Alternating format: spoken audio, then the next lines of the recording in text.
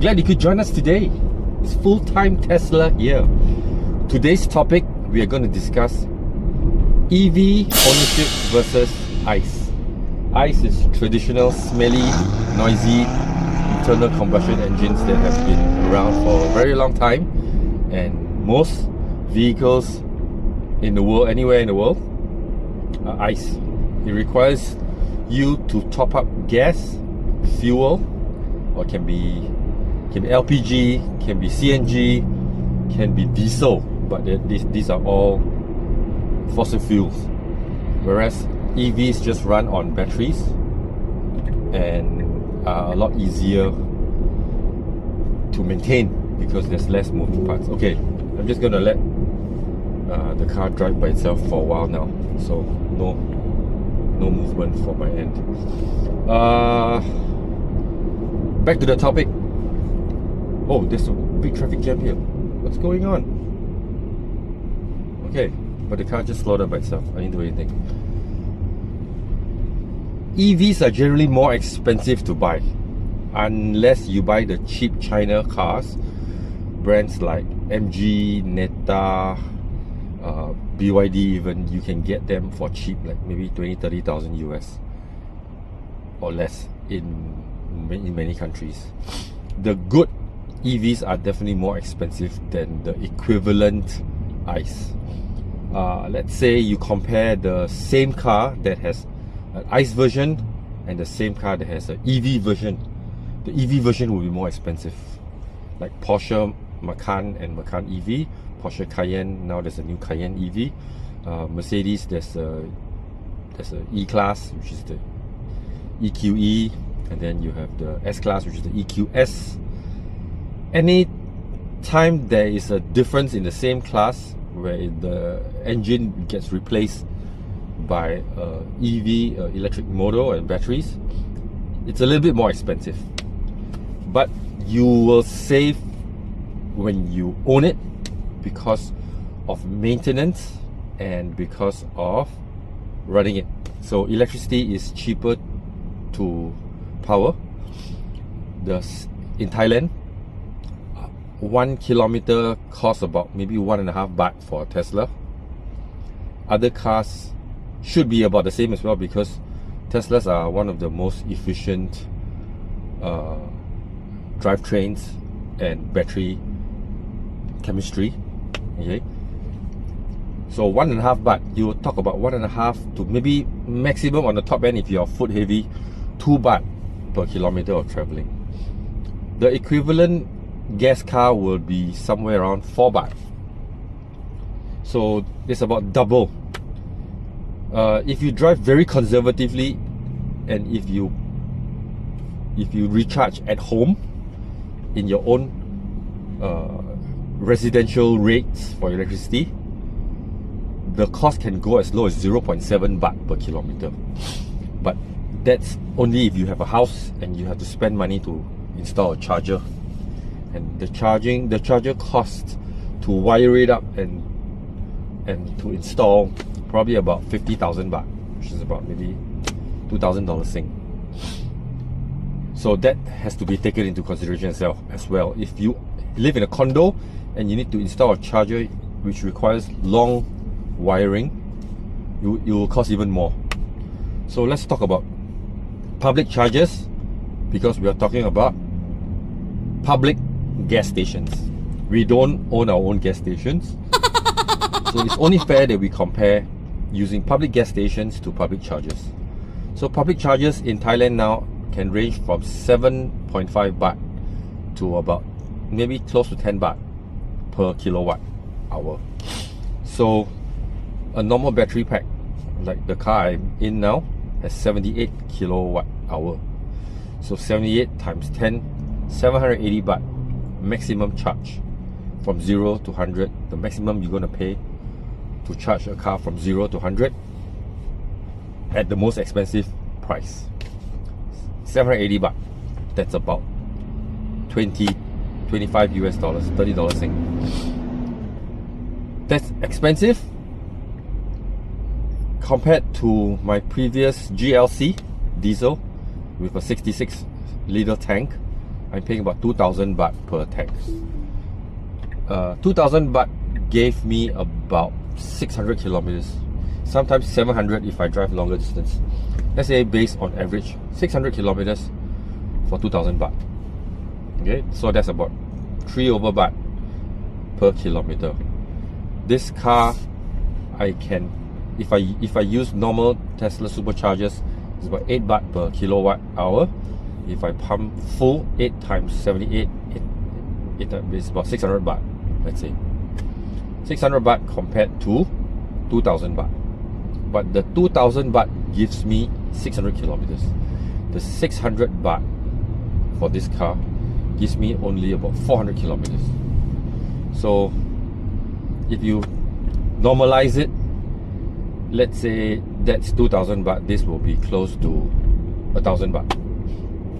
So, as I said, my calculation for cost of driving for public chargers in Bangkok, in Thailand, is 1:2. But this is using diesel.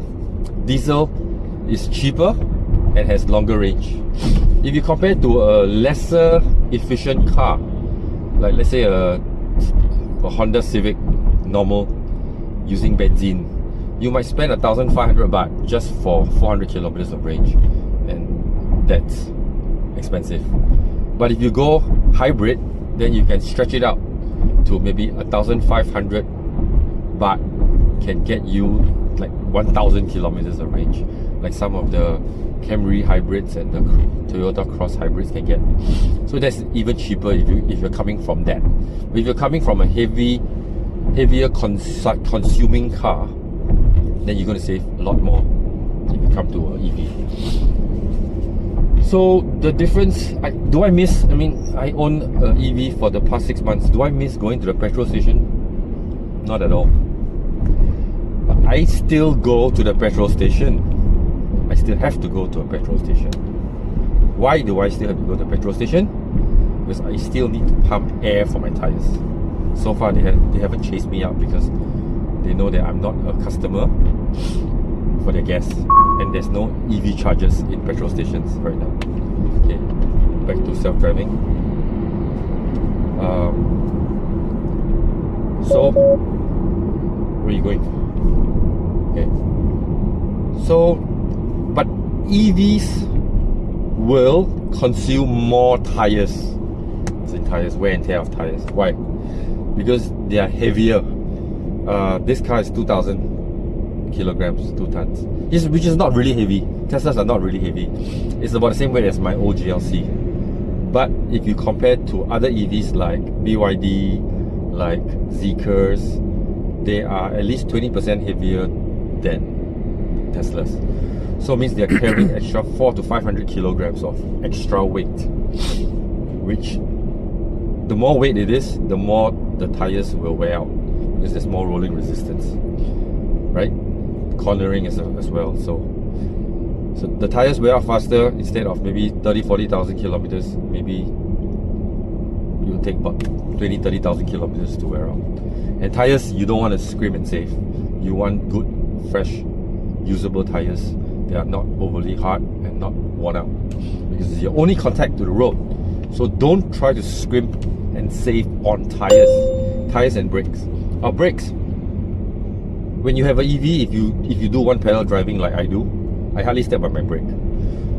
It uses the regen braking, which uses the reverse polarity of the motors, using magnets to slow down the car. In turn, it regenerates the battery, it charges the battery when it's slowing down. So when I go downhill, I actually get more battery into the car after I reach the bottom. Strange, right? It's very, very cool. But then again, going uphill is the opposite. It takes extra power to power it up. So win some, lose some. On the average, if you live on a flat ground, you're not going to feel much. If you live on a high altitude place and then you're going down, you're going to save. When you go back up, you lose. So same. But I don't miss going to the petrol station because it's smelly. Sometimes I have to queue up to go in. I haven't queued up for an EV charger yet because the app or the car will tell me if there's a free charging bay available. If there's no free charging bay available, I won't be going there anyway. So I never need to worry about queuing up to charge or yep. So like most countries, you park your car, you fill up your own car, or somebody fills up for you, and then you queue up to go pay for the gas. In Thailand, you don't. In Thailand, you sit in the car, the bill comes to you. Certain places, when you have to go in and pay, you end up buying some items because, you know, who can resist discount items at the counter? You know, some mint, some gum, or coffee. Yeah, so you save a lot by not having those distractions or temptations.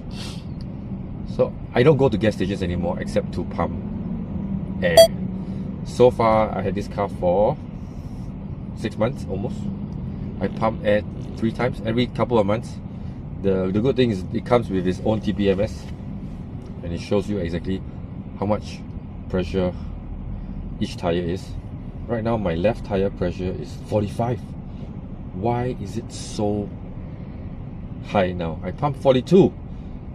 While driving, it went up to 45. So the floor, the roads must be really hot today. Okay, anyway, as long as you maintain good pressure, your tires are going to last decently long. The average tire pressure for EV is going to be at least 10 psi harder, maybe 5 to 10 psi harder than a normal gas car because of the weight. The heavier the car is, the more air you need in the tires. Okay, too soft wears out very fast and affects the grip and the performance. Okay, I digress.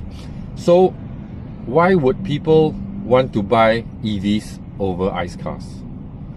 It's because of the experience, especially if you're in a Tesla where the phone is all you need. You don't need a key anymore. I mean, who likes to carry an extra weight in your pocket wherever you go? You lose it, you risk dropping it, you risk breaking it, you have to change batteries once in a while, you need to always pay attention to another apparatus around you. I mean, I don't even own house keys anymore. Who has house keys now? You have key cards and key fobs, and you have fingerprint, facial recognition to get into your houses and your gates, your office. You don't need keys anymore. Okay, having keys in a pocket scratches your phone, scratches your wallet. Not required. In my pocket, it's only my card case, which I don't even carry cash anymore. Card case with a few cards, emergency cash, and AirPods. That's all in my pocket. The other pocket is my phone. So having that gives you access to your car. You don't need to have a separate key card to enter your car. You don't need to have a key fob to enter your car. The old style is that you need a key wherever you go. I mean, not all EVs allow you to use your phone to completely replace your key. Some cars let you use the phone app to control your car when you're not near your car. If you have a 4G or 5G connectivity in the car itself, if you have a SIM card in the car, like some BMWs that I know. But you still need a physical key to open the car door and to start the car. Some cars like BYD let you program key cards where you tap the key card onto the wing mirror and the car opens. But crazy guy. Okay, and a lot of cars still come with keys. I don't get it.